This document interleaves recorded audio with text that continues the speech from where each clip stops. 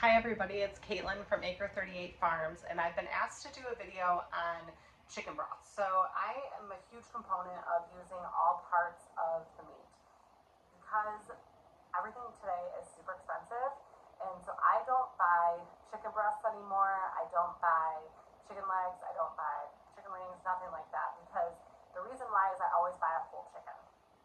We grow our own meat here on the farm, but sometimes I go to the grocery store and that's okay. And it's normal to go to the grocery store and that's perfectly fine.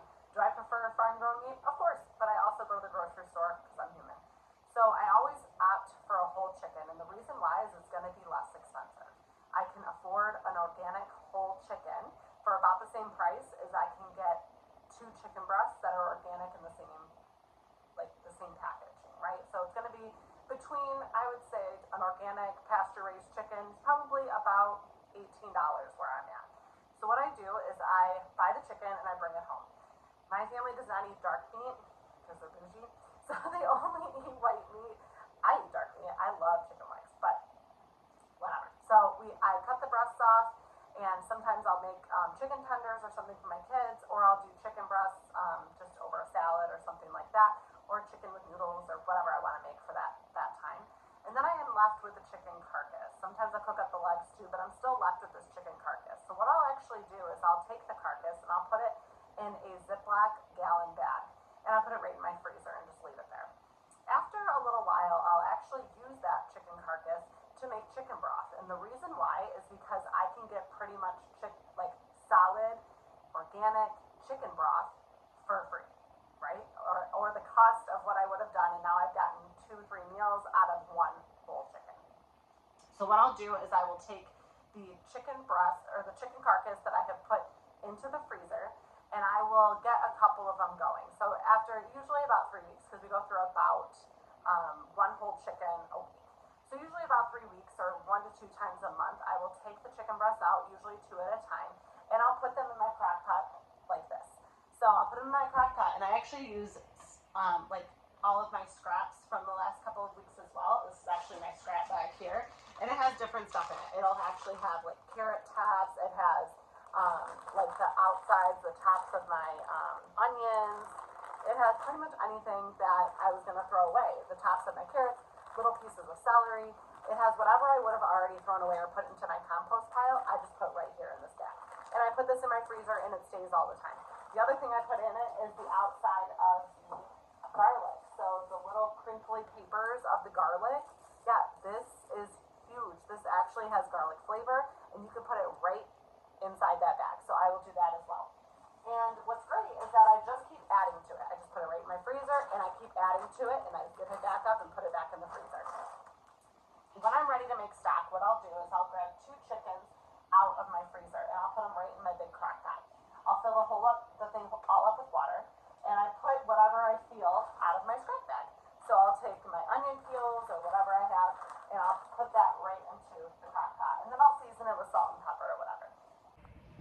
So you can see here I have my crock pot going. I have 2 chicken, just kind of like the carcasses, right? So you can see there's wings on there because my family doesn't eat wings, but there's just 2 chicken carcasses, and then a bunch of just random stuff from my scrap bag. And then I will go ahead and I select mine on low, and then I put it to 20 hours. I usually like to let it go for about 20 hours, sometimes up to 24. And then I let it go. I don't do anything to it. I don't stir it. I don't do anything. After it's all done, all you have to do is just drain it into through a strainer. And then everything that comes out of it is going to be like the bones, anything extra, like the meat that didn't, infuse or whatever is needed into the broth itself. And then I'll have all the extras, and I actually give my extras all to my chickens. So I give them the extra little bone fragments, because honestly they turn super soft, so it's almost like a bone meal, and they will eat that. I would not recommend giving chickens bones that are hard or anything like that. This is like a powdery substance after it's been cooking for like 24 hours. Then what I'll do is I'll actually can it. So the best thing to do, this is actually canned chicken broth that I've already done. Typically a whole crock pot will make about 8 400 milliliter canned things. You can also freeze it. So I've done that in like super cubes. They actually have those on Amazon.